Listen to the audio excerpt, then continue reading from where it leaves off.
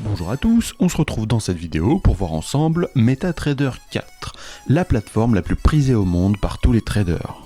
Bien évidemment, on commence par aller la chercher. Je suis sûr que sur n'importe quel moteur de recherche, il suffit juste d'écrire MetaTrader 4 en abrégé, et on a droit à plein de résultats. Évidemment, on passe tous les sites de propagande, et on va directement sur le site MetaTrader 4. Il existe MetaTrader 5 depuis quelques temps, mais pour le moment on va rester sur MetaTrader 4. On choisit sur quelle machine on va le télécharger et on clique dessus, c'est aussi simple que ça.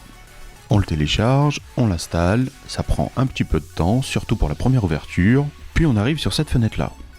Ce qu'on veut nous, c'est ouvrir un compte de démonstration. On peut voir ici qu'il y est déjà sélectionné un courtier qui propose un compte de démonstration. On le sélectionne, on clique sur suivant. Sur cette fenêtre, on vérifie qu'il est bien présélectionné nouveau compte de démonstration. On clique sur suivant. Évidemment, il faut renseigner tous les champs qui sont demandés. Pour le type de compte, autant prendre un compte en euros. Le dépôt, étant donné que c'est fictif, on reste sur le maximum.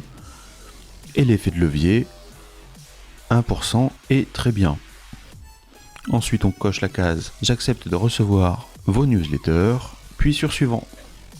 Voilà, le compte est en train de se créer, on a l'identifiant et le mot de passe qui apparaissent ici, mais il n'y a pas besoin de les retenir puisque de toute façon, MetaTrader 4 va se connecter automatiquement à ce compte-là. On clique sur terminer, et la plateforme va se connecter automatiquement au compte que vous venez d'ouvrir. Des petits sons de notification se font entendre pour vérifier qu'on vient de s'inscrire. Ça fait bizarre de revoir la plateforme comme ça, surtout qu'au fur et à mesure du temps, vous allez la personnaliser. Comme il s'agit juste de vous montrer les points les plus importants de MetaTrader, on va commencer par faire le ménage sur toutes les fenêtres qui sont affichées ici. On ferme les graphiques. On ferme également l'observation du marché, une fenêtre que vous n'allez sûrement jamais rouvrir, et on peut aussi fermer cette fenêtre de navigateur. Comme sur bon nombre de logiciels, on peut trouver une barre avec des onglets traditionnels. En dessous, des icônes qui nous servent de raccourcis, rangés par encadré qu'il est possible de déplacer, comme par exemple ceci.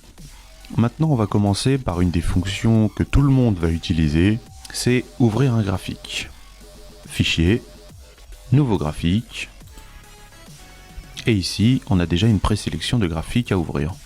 On va prendre le plus connu et le plus courant, l'euro contre le dollar. Voilà comment il est affiché lors de sa première utilisation. On peut le mettre en plein écran et on peut surtout le personnaliser. Parce qu'affiché comme ça, c'est vraiment pas pratique pour voir où et comment se positionner. Pour le personnaliser, on fait un clic droit sur le graphique, il y a un menu contextuel qui apparaît et on va jusqu'à propriété. Ici, on peut modifier la couleur du fond et de bien d'autres choses. Voilà ma configuration personnelle. Ensuite, on a le petit onglet Général ici. Je vous conseille de cocher la case Graphique décalé, de laisser celle-ci cochée, le défilement automatique. Ici, on choisit le graphique en chandelier japonais. Et en dessous, montrer la ligne ASC. Et pour plus de clarté, je préfère décocher la case Montrer la grille. On valide ces changements, et voilà ce que ça donne. Évidemment, on est très loin, mais en haut, à ce niveau-là, on a la possibilité de zoomer. Comme évidemment on a envie de conserver cette mise en page, on clique droit, on va sur modèle, enregistrer le modèle. Ici on lui donne son nom, puis on enregistre. Désormais, à chaque fois que vous voudrez ouvrir un graphique, il vous suffira juste de cliquer avec le bouton droit de la souris sur le graphique, d'aller jusqu'à modèle et de choisir le thème que vous venez de créer. Ensuite, on passe à la prise de position, sûrement le point le plus important quand on débute dans le trading. Ici, en bas, on a ce qu'on appelle le terminal. On clique sur l'onglet Trading, on peut y voir le solde actuel. Il est affiché en dollars alors qu'on l'avait demandé en euros, peut-être un petit bug lors de la création, mais peu importe, de toute façon, il s'agit bien d'un compte de démonstration, car à aucun moment on vous a demandé de déposer cette somme d'argent. Pour prendre une position rapidement, sur MetaTrader, il existe ceci. Le petit encadré de prise de position rapide. Ici on choisit le nombre de lots que l'on veut mettre, soit plus, soit moins, et ici si l'on veut vendre ou acheter. Pour notre exemple, on va cliquer sur vendre. La première fois que vous utilisez cet encadré, une fenêtre contextuelle s'ouvrira pour vous avertir de certains points. Prenez le temps d'y jeter un petit coup d'œil, puis vous cliquez sur accepter, puis sur OK. Évidemment, vu qu'un peu de temps s'est écoulé entre le moment où vous avez voulu prendre votre position et le moment où elle aurait été validée à cause de cette ouverture de fenêtre, il vous faudra recommencer.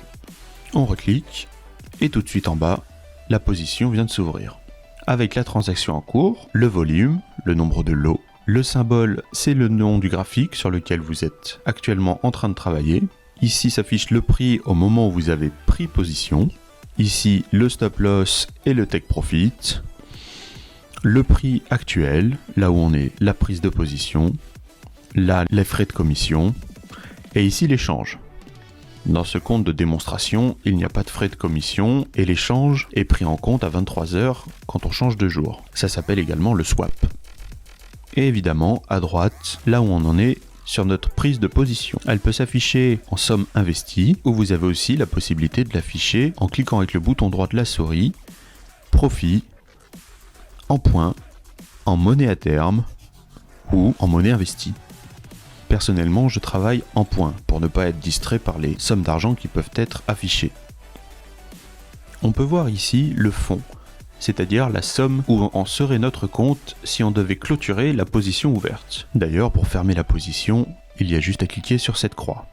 Pour ce qui est du stop loss et du take profit, c'est vous qui l'avez calculé lors de votre analyse technique. Comme ce n'est pas le sujet de cette vidéo, on ne va pas le faire maintenant. Mais il faut quand même savoir que sur MetaTrader 4, en cliquant avec le bouton droit de la souris à cet endroit, il y a le trailing stop. Ce qui veut dire que vos gains sont suivis d'une ligne de stop loss automatiquement, en fonction du nombre de points que vous aurez choisi. Il y en a déjà quelques-uns de présélectionnés, mais vous pouvez personnaliser votre trailing stop. Comme vous pouvez le voir, il n'y a aucune limite. Évidemment, sur cette plateforme, on y retrouve aussi le time frame qu'on a déplacé précédemment. M5, M15, M30 et davantage, selon votre méthode de trading. Vous choisirez vous-même le time frame sur lequel travailler. Mais pour faire votre analyse technique, dans tous les cas, vous aurez besoin d'indicateurs. Pour les installer, il suffit d'aller sur cet onglet, Insertion, Indicateurs. Il y en a déjà de préinstallés. En allant sur cet onglet, on va y mettre par exemple l'Ichimoku. Voilà ce qui se passe quand on veut installer un nouvel indicateur. Je vous laisserai passer d'un onglet à l'autre vous-même, mais dans tous les cas, ils sont très souvent préconfigurés de manière optimale. On valide, puis il apparaît. Évidemment, avec les couleurs de mes bougies, il n'est pas évident de voir l'Ichimoku correctement. Mais pas d'inquiétude, à nouveau un clic droit sur le graphique, et ici, liste des indicateurs. Vous avez l'Ichimoku qui s'affiche, éditer, et vous avez à nouveau cette fenêtre avec ces petits onglets. Vous pouvez aller dans couleurs, et ici modifier toutes les couleurs de l'indicateur, et la largeur des traits. On va faire un petit exemple.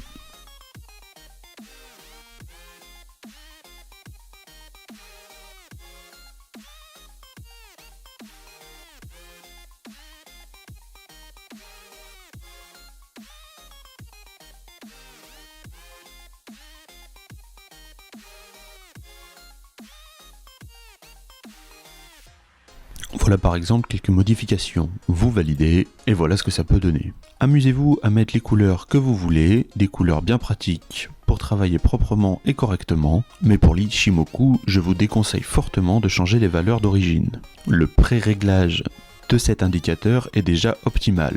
Ensuite, vous fermez cette fenêtre, puis à nouveau pour le retrouver sur chacun de vos graphiques, modèle, enregistrez le modèle, et vous l'enregistrez sous le même nom ou sous un autre.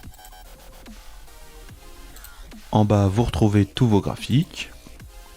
Et pour afficher tous les indicateurs avec lesquels vous souhaitez travailler, modèle, votre indicateur, et voilà ce que ça donne. Pas besoin de refaire l'opération d'installer de nouveaux indicateurs à chaque fois, surtout si avec ceux que vous utilisez, vous vous sentez à l'aise et confortable. Ensuite, pour ceux qui veulent travailler plus rapidement, et surtout voir les graphiques en un seul coup d'œil, ici, vous avez cette petite icône. Voilà ce qui se passe quand vous cliquez dessus. Pour un autre mode d'affichage de vos graphiques, Il vous suffit de cliquer sur Fenêtre, et ici vous avez toutes sortes de façons d'afficher vos graphiques. Amusez-vous, utilisez différentes méthodes, et surtout, prenez bien en main le logiciel. Il vous reste pas mal d'onglets et d'icônes à découvrir, des fonctions qui peuvent être très intéressantes selon votre façon de trader. Prenez bien le temps de découvrir le logiciel, même si nous venons de voir ensemble les points les plus importants. Je vous souhaite bon courage et vous inquiétez pas, c'est très rapide et très facile à prendre en main. En attendant, je vous dis à très bientôt et amusez-vous bien!